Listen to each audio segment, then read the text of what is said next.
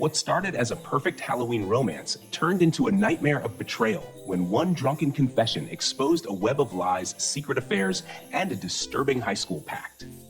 Watch how a single recording brought down multiple marriages, destroyed careers, and revealed the dark truth behind the Cher sisters. Welcome to X by X Confidential, where real stories of betrayal meet sweet karma. Today's story proves that sometimes the best revenge is just hitting record. Before we dive in, smash that like button and subscribe to catch more shocking true stories of justice served cold.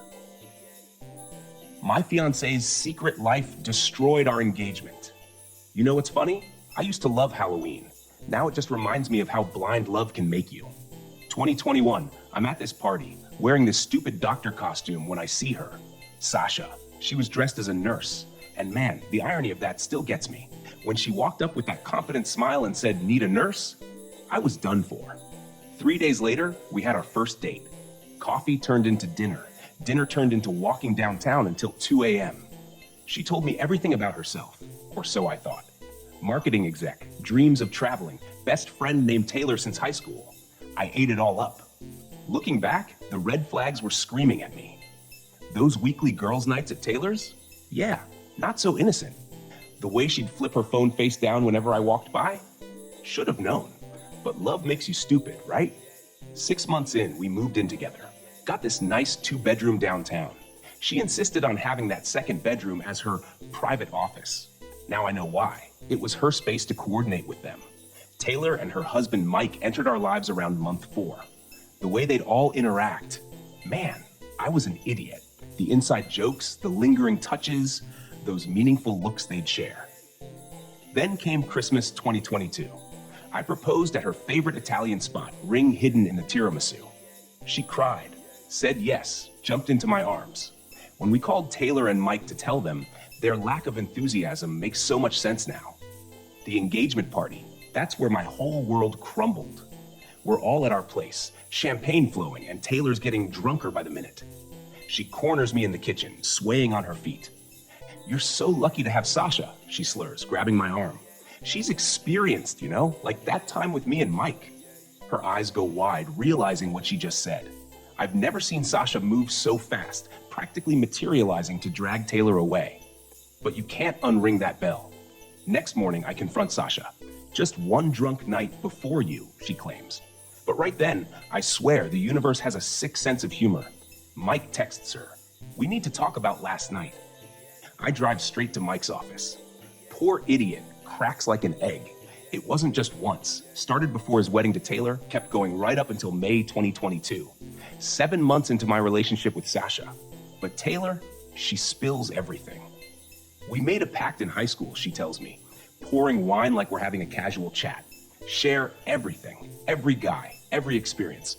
Mike was supposed to be my hookup, but Sasha, I'm recording every word on my phone. The whole twisted story. How Mike only married Taylor to stay close to Sasha, how they never stopped their threesomes, how they laughed behind my back. When I finally confront Sasha, she tries the usual damage control. "Baby, I can explain." Explain May 2022? The look on her face like watching someone flatline. "How did you?" I just play the recording. Watch her crumble. "I didn't think we were serious yet," she whispers. "It was just fun. Fun. Fun. 3 years of my life, and it was just fun." You want to know what chaos looks like? I sent those recordings to Mike and Taylor. Within hours, social media became a war zone. Taylor's first post hit like a bomb. Just found out my entire marriage was a lie. 3 years wasted on 2 people who destroyed my life. Mike, the idiot, tries defending himself. Taylor knew everything from day one. Yeah, that went over well. And Sasha, she's posting these long, dramatic apologies. People make mistakes. You don't know the whole story.